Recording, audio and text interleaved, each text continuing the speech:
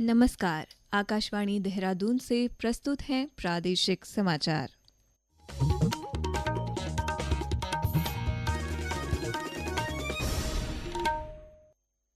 पहले मुख्य समाचार। उत्तरकाशी जिले के आपदा प्रभावित धराली में राहत कार्य चौथे दिन भी जारी। प्रभावित क्षेत्र में हेलीकॉप्टरों से राहत सामग्री पहुंचाई जा रही है।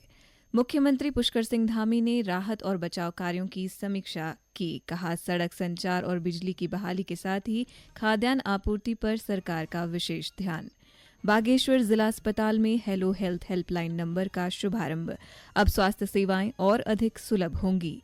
और चमोली जिले में मुख्यमंत्री सशक्त बहना योजना के तहत महिलाओं की आर्थिकी को मजबूत करने के प्रयास।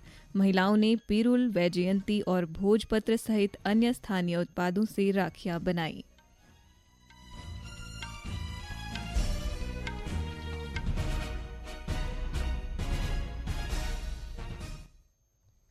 प्रादेशिक समाचार के साथ मैं रागिनी बिंजोला। और अब समाचार विस्तार से। उत्तरकाशी जिले के आपदा प्रभावित धराली में राहत कार्य आज चौथे दिन भी जारी है। केंद्र और राज्य सरकार की टीमें मुस्तैदी के साथ लापता लोगों की तलाश में जुटी हुई हैं। अपराह्न 12 बजे तक 70 से अधिक लोगों को आईटीबीपी मातली हेलीपैड पर पहुंचाया गया है, जहां से लगातार अभी भी लोगों को सकुशल उनके गंतव्य तक भी सुविधा अनुसार भेजा जा रहा है। वहीं आज सुबह मुख्यमंत्री पुष्कर सिंह धामी ने राहत और बचाव कार्यों की समीक्षा की। उन्होंने कहा कि हेली सेवा, MI-17 और चिनूक हेलीकॉप्टरों की मदद से सुबह से ही युद्ध स्तर पर रेस्क्यू अभियान जारी है। गंगोत्री, हरसिल, झाला, जसपुर और गंगोत्री में फंसे यात्रियों को सुरक्षित लाया जा रहा है। मुख्यमंत्री ने कहा कि प्रधानमंत्री नरेंद्र मोदी लगातार घटना की अपडेट ले रहे हैं और केंद्र सरकार से पूरा सहयोग मिल रहा है। सड़क संचार और बिजली की बहाली के साथ ही खाद्यान्न आपूर्ति पर सरकार का विशेष फोकस है और हेलीकॉप्टर की मदद से ये आवश्यकताएं पूरी की जा रही हैं। आपदा प्रबंधन सचिव विनोद सुमन ने बताया कि आपदा प्रभावित क्षेत्रों में रेस्क्यू अभियान जारी है और लोगों को सुरक्षित धराली, हरसिल से आईटीबीपी मातली शिविर और जॉलीग्रांट देहरादून हेलीपैड तक पहुंचाया जा रहा है। इस कार्य में विशेष रूप से चिनूक और MI-17 जैसे एयरलिफ्टिंग संसाधनों का उपयोग किया जा रहा है। प्रभावित क्षेत्र में हेलीकॉप्टरों से राहत सामग्री, पेयजल, दवाइयां और खाद्यान्न पहुंचाए जा रहे हैं। धराली में आई आपदा के दृष्टिगत हेल्पलाइन नंबर जारी किए गए हैं। जिला आपातकालीन परिचालन केंद्र हरिद्वार में स्थापित हेल्पलाइन नंबर 0137422222, मोबाइल नंबर 7310913129 और 7500737269। राज्य आपातकालीन परिचालन केंद्र देहरादून में स्थापित हेल्पलाइन नंबर हैं 013527103334, 27103335, 8218867005, 9084414004 और टोल फ्री नंबर है 1070। बागेश्वर जिला अस्पताल में अब स्वास्थ्य सेवाएं और अधिक पारदर्शी और सुलभ होंगी।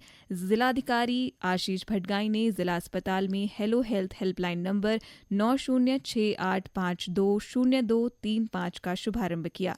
यह हेल्पलाइन रात 8 बजे से सुबह 8 बजे तक सक्रिय रहेगी, जिसके माध्यम से आमजन को जिला अस्पताल की समस्त सेवाओं की जानकारी घर बैठे उपलब्ध होगी। इस अवसर पर जिलाधिकारी ने कहा कि ये सेवा खासतौर पर दूरस्थ ग्रामीण क्षेत्रों के लोगों को ध्यान में रखते हुए शुरू की गई है, ताकि उन्हें समय रहते जरूरी जानकारी मिल सके।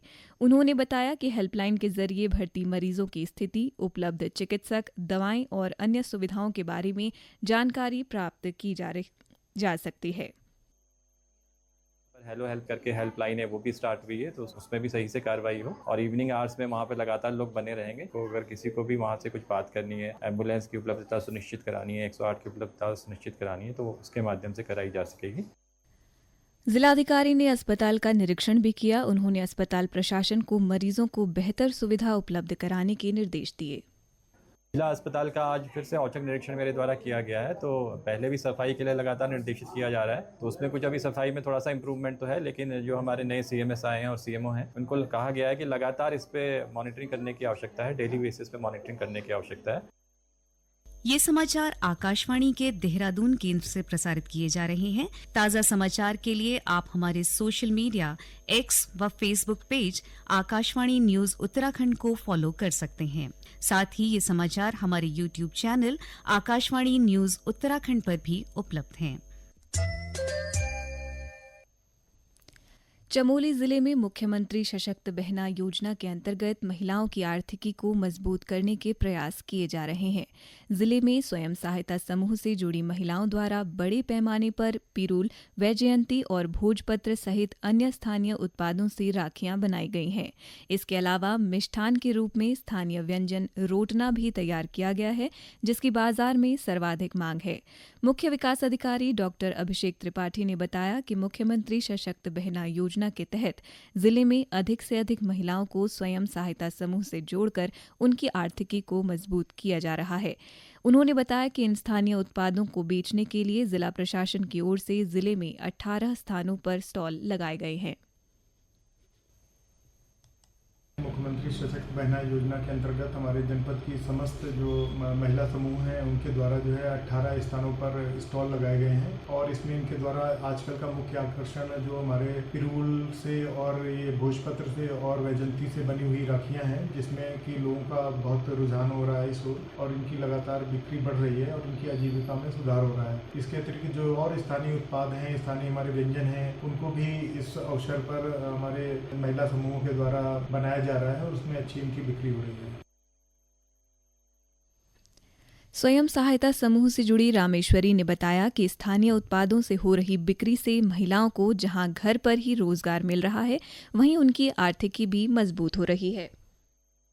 हमने यहाँ पे अभी राखियों का स्टॉल लगाया हुआ है, जिसमें पिरूल की राखियाँ हैं, बैजंती की राखियाँ हैं और हमने यहाँ पे लोकल प्रोडक्ट भी यहाँ पे लगाए हुए हैं, जिसमें हमने घर से रोटने भी बनाए हुए हैं और यहाँ पे बुरांस का जूस है और घर का लोकल शहद है और यहाँ पे इमली अंजीर का अचार है और अच्छी मात्रा में यहाँ पे हमारी बिक्री हो रही है और यहाँ पे हमारी जो आजीविका है बहुत अच्छी हो रही है।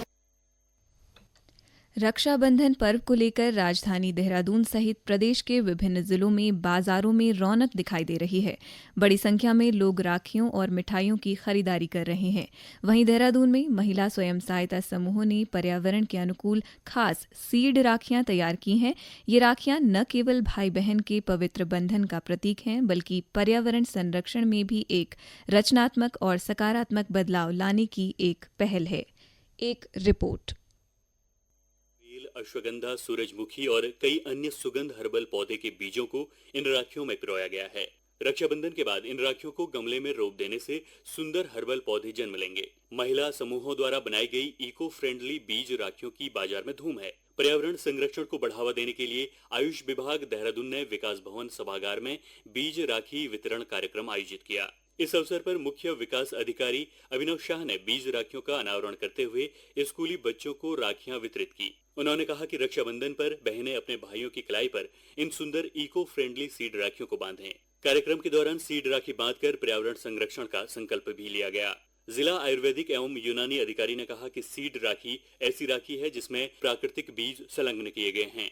रक्षाबंधन के बाद इस राखी के कागज को मिट्टी में दबाया जा सकता है, जिससे कुछ ही समय में एक नया हर्बल पौधा अंकुरित होगा। इस पहल का उद्देश्य बच्चों, युवाओं और समाज में पर्यावरण के प्रति जागरूकता बढ़ाना और वृक्षारोपण को प्रोत्साहित करना है। देहरादून और ऋषिकेश में भारतीय ग्रामोत्थान संस्था के अंतर्गत मोहिनी स्वयं सहायता समूह और हरिओम स्वयं सहायता समूह सहित 9 महिला समूहों द्वारा इको फ्रेंडली राखियां तैयार की जा रही हैं। आकाशवाणी देहरादून के लिए समाचार कक्ष से जयवीर सिंह।